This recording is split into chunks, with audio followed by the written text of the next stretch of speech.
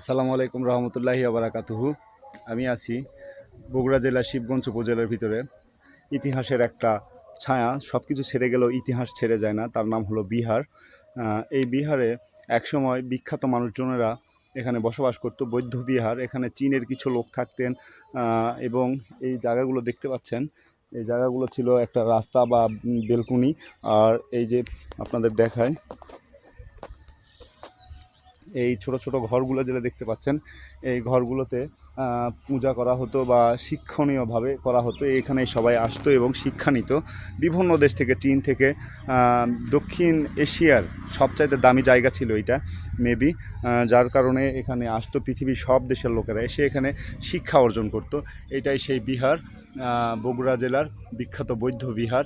এখন অকেজো প্রাকৃতিক পরিবেশ ভারসাম্য রক্ষাহীন কিছু লোকেরা এটাকে একেবারে অবহেলাই করে রেখেছে। ইদানিং এসে যত্ন নেওয়া হচ্ছে, ঘেরাও করা হয়েছে, তারপরও দেখা যাক কতদূর কী করে।